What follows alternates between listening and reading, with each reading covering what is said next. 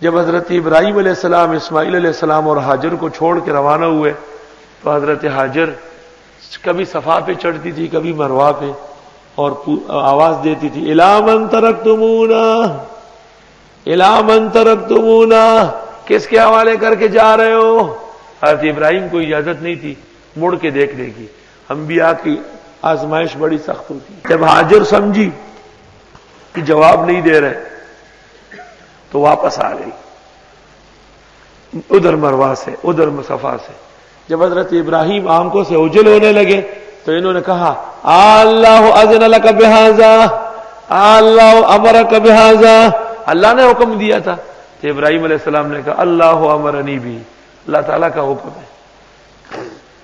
تو حضرت ہاجر نے کہا ثم هو لا یضیعنا، پھر وہ ہمیں ضائع نہیں کرے گا۔ اس دوران حضرت اسماعیل کے لیے پانی بھی ڈھونڈ رہی تھی، پانی تھا ہی نہیں۔ آ کے دیکھا تو بخاری میں ہے جبریل نے پر مارا اور چشمہ نکل آیا زمزم کا۔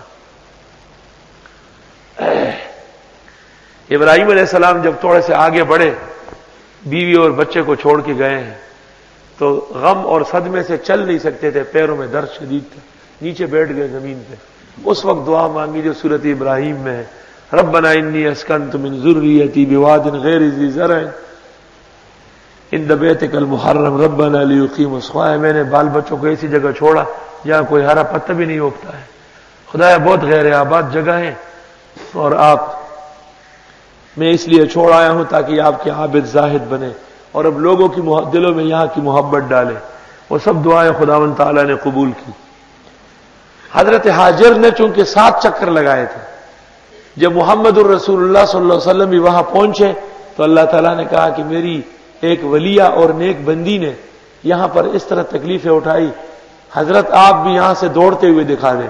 تو میلین اخضرین کے درمیان حضرت صلی اللہ علیہ وسلم بھی دوڑے، حضرت ہاجر کی سنت۔ ابوبکر و عمر و عثمان و علی، سارے صحابہ ائمہ آج تک مسلمان و قیامت تک مسلمان، کوئی حج کرے یا عمرہ کرے، جب سعی بین الصفا والمروہ کرے گا اور میلین اخضرین میں پہنچے گا تو حضرت ہاجر کی یاد میں دوڑ لگائے گا۔ سبحان اللہ۔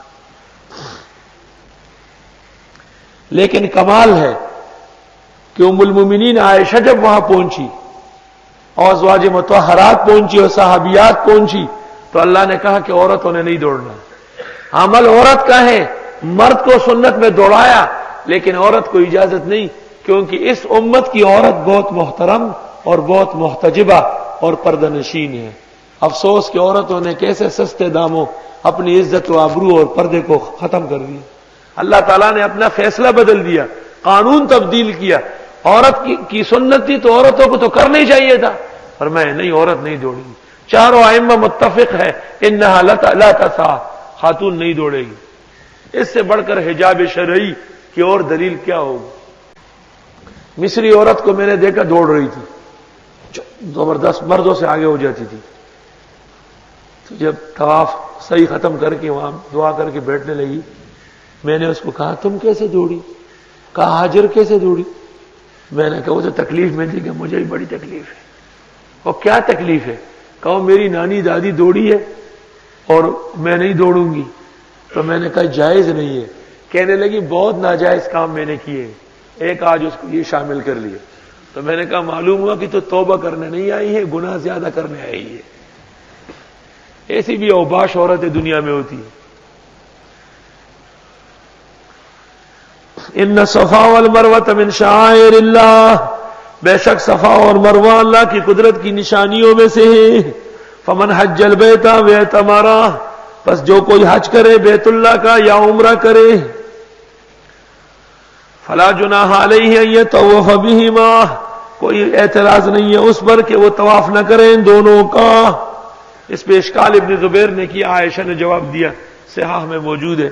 ومن تطوع خیرا، جو کوئی بھلا کرے بہتری کا، فإن اللہ شاکر علیم۔ اب سوال یہ ہے کہ یہ اعتراضات اور شبہات رسول اکرم صلی اللہ علیہ وسلم کی رسالت پر کیوں کیے گئے؟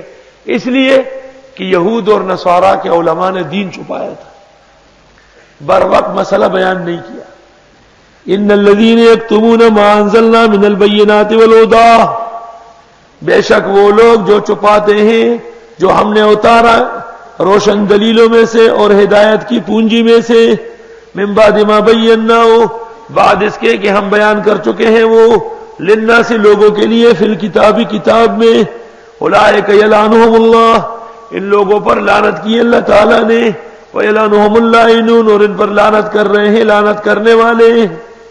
یہ وعید ہے کتمان حق کی کہ جو کوئی حق چھپائے گا اس کا مصداق بنے گا۔ مسئلہ وقت پر نہ بتانے والا، یلعنہم اللہ، خدا کی لعنت ہے اس پر۔ وقت پر مسئلہ نہ بتانے والا، یلعنہم اللائنون، جتنے لعنت کرنے والے ہیں آسمان و زمین میں سب لعنت کریں گے۔ ابن ماجہ میں براء ابن حازب کی حدیث ہے، بدواب بالارض، مجاہد و سعید کہتے ہیں ساری مخلوقات مراد ہے، حجر و شجر۔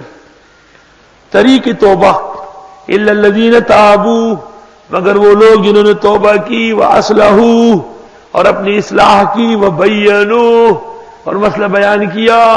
یاد رکھنا، بیان نہ کرنے کی توبہ بیان کرنے سے قبول ہو۔ جس جنس کا گناہ ہو توبہ اس جنس کی ہوگی۔ فاولئک اتوب علیہم، بس ان لوگوں کی میں بھی توبہ قبول کر لوں گا، وانا التواب الرحیم، اور میں توبہ قبول کرنے والا رحم کرنے والا ہوں۔ ان الذین کفروا وماتوا وهم کفار، بے شک وہ لوگ جنہوں نے کفر کیا وہ مر گئے کافر۔ اولئک علیہم لعنت اللہ، ان لوگوں پر لعنت اللہ کی، والملائکۃ فرشتوں کی، والناس اجمعین سب لوگوں کی، خالدین فیہا ہمیشہ رہیں گے لعنتوں میں۔ لا یخفف عنہم العذاب، ہلکا نہیں کیا جائے گا ان کا عذاب، ولا ہم ینظرون، اور نہ ان کو مہلت دی جائے گی، ان کو دیکھا جائے گا یعنی مہلت دی جائے گی۔ امام راضی نے عجیب بات لکھی کہ دین چھپانے والوں کو پہلے ملعون کیا، دین نہ ماننے والوں کو بعد میں ملعون کیا، کیونکہ کافر مکلف نہیں ہے فروع کا، لیکن عالم ایک ایک بات کا پابند ہے۔ افضل الذکر لا الہ الا اللہ، نماز ذکر ہے، توجہ سے پڑھو۔ قرآن اعظم الذکر ہے، خوب سمجھو، خوب مضبوط کر لو اسے۔ احادیث ذکر ہے، ذکر الرسول، عالم کو اہل ذکر کہتے ہیں۔ عجیب بات سنو، قرآن پاک میں علماء کا نام کیا ہے؟ اہل ذکر، سب سے بڑا ذکر کرنے والے یہ۔ دنیا کا وہ ولی دکھا جو روزانہ 1000 مرتبہ درود پڑھے۔